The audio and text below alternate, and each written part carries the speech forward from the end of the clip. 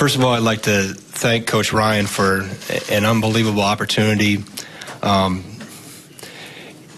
remember being pulled into his office 23 years ago as a 22-year-old college student, and he made it real clear and simple. Greg, that's enough of that high school stuff. You need to be with me all the time. And at that point in time, 23 years later, I would have never dreamed that we would have had the ride that we've had in Platteville with 3 national championships, rebuilding a Milwaukee program, and then coming to your own home state institution, the flagship school in your own state, and to be able to continue to build this program to where it is, and the tradition and the pride that is involved with this program, for the opportunities that he's given me and afforded me along the way. I'll forever be grateful for that and for him, and obviously all the players along the way at all 3 institutions, and the players here, as Coach Alvarez that I mentioned that I just met with after the game, how they've responded, and we're not here as coaches if it's not for the players and the students, and those are first and foremost and always have been with me. Those guys are extremely important to me in that locker room, and I know that they will definitely rally around this. It's obviously, as Coach said, a bittersweet day. It's hard to have as I told the team, one of the greatest coaches that's ever coached this game. You got a chance to learn from him. Some for the last 6 months as freshmen, some for 4 years as redshirt as seniors. We only have one, obviously, but and anywhere along the line, what they're able to take from him in life lessons, in what they've learned in basketball, they'll carry forward with them forever. I've seen how he has touched lives and affected lives throughout his career. I've been very fortunate. I'm one of the lucky ones to be able to learn from him. So this really was about him in terms of saying thanks and then be able to move on. And we've got a long ways to go in terms of our team, and continue to improve. And they're excited about finals now. That's the next opponent. And then also very thankful for Coach Alvarez and the administration for this opportunity to be able to. This is a very prideful program. It's had a lot of success that's been in a long time in building. Having grown up in this state, I know what it was like when I was a kid, when there weren't NCAA tournament appearances nor NIT appearances. This place has come a long ways in a lot of facets. Obviously football and what Coach Alvarez has done and how that has fueled everything else. And basketball has been able to rise to a level where our alumni, our fans, our students, our former players, the current players, there's a lot of pride. And I take that responsibility that comes with all that extremely seriously. And that's very important to me. And especially being from Wisconsin and having grown up here, I understand the importance and the value of this place and what it means to the people in this state and Badger fans across the nation.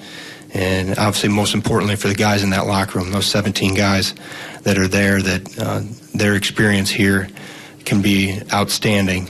It's an unbelievable place that I'm very fortunate to be a part of, and looking forward to helping these guys continue on their journey and one more non-conference game and then get ready for the Big Ten. We can go ahead and take questions for either Coach Gard or Coach Alvarez. Jeff? For Greg, over to your left. You've been with Bo a long time. Bo has given you so much responsibility. Can you articulate why you think you're ready for the job and what the challenge will be with a team that's certainly different than what you guys have had the last couple of years? Well, I think you always prepare yourself and you trust your preparation as you go through your career. And you never know when an opportunity is going to knock, but you have to be ready for it. And I've been well prepared from a standpoint of strategic philosophy, the foundations that I believe in and what's important to me and what makes up high-quality basketball. And you have to be able to communicate. You have to be able to relay your message. You have to be a good teacher. And that's what I've always prided myself and why I really got into this profession. I got in it through the teaching facet and coaching in junior high and then in high school, and then the opportunity with Bo arose. So there's been steps along the way. This hasn't facilitated or happened overnight. So from that standpoint, we have to do our job in terms of helping these young men have the best possible experience here that can be had. And we've, like I said before, we've got a long ways to go. We've got to continue to grow. We took some steps forward tonight. There's other areas we've got to polish up. The closeness of finals was evident in terms of they're on academic max out right now, and we've had some stinkers around this time of year. Fortunately, we were able to withstand, and hold off a team that's pretty good.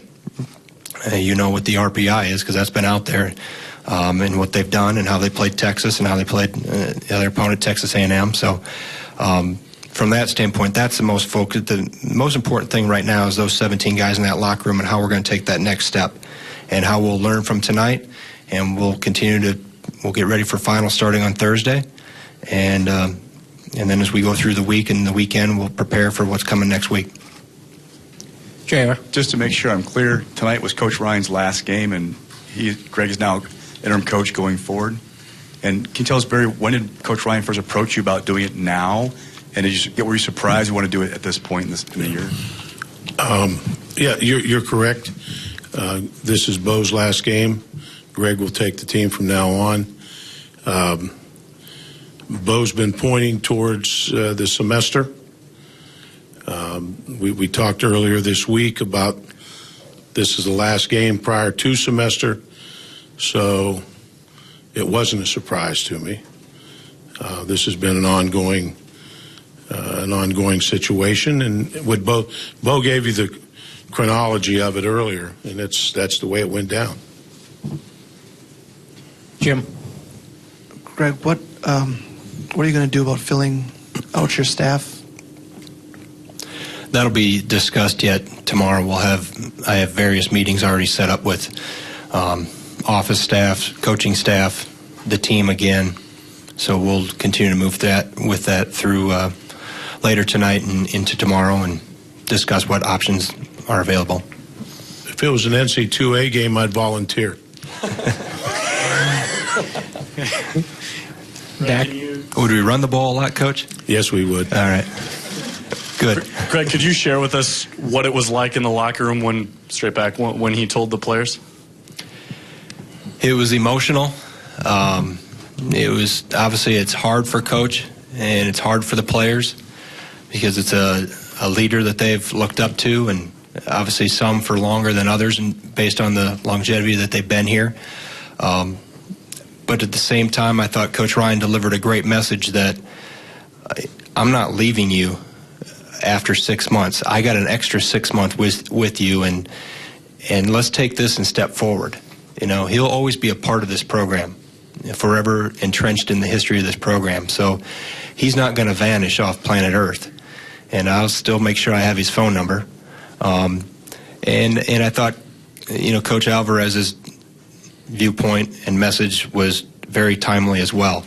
To embrace this, to accept it, to grow, to use it as a challenge to get better, and that's what we need to do. We need to get better regardless. We need to continue to take steps forward every day. So it was hard, as you would expect it to be. I mean,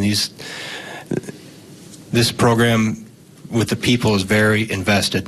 The people of this program, from top with Coach Ryan all the way to, I think we have more managers than players sometimes. Everybody is important, and everybody is really invested, and that's what makes this place special. The buildings are terrific. The facilities are phenomenal. A great academic institution, world class in all facets. But the people here are what put it over the top, and I've always known that. It really came into focus for me when I got here. Being in the state and growing up, you always look from afar. But once I really got in here and have watched the last 15 years, and what it really hit with me is when I went through the last 7 months with my dad, and the people from this institution, Badger fans across the country, people that I had no clue who they were but were alumni, former players, current players, that reached out, whether just for offer support, medical advice, help us through the grieving process when he passed away. That put an exclamation point on something I already knew, but it put a huge exclamation point on how special the people are that wear that W.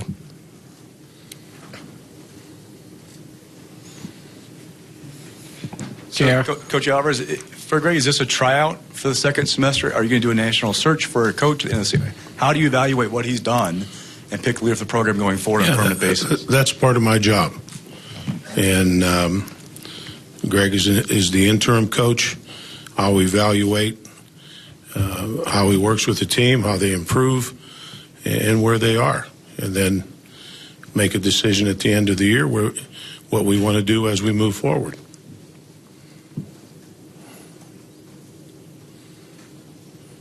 And then, Greg, can I ask you, are you prepared for that kind of pressure for the next 4 or 5 months of knowing you're coaching for your job every day? I've never had more than a one-year contract in my entire career. So for me, it's never been about the pressure that way. Our job is still to put these young men in the best position to have success here as student athletes, hopefully as athletes on the court. And if you do things the right way and surround yourself with good people and are sound in your fundamentals and are firm in your principles, obviously you got to be flexible in your approach. But I've been asked that before when Coach Ryan first announced that he would contemplate stepping down after a year.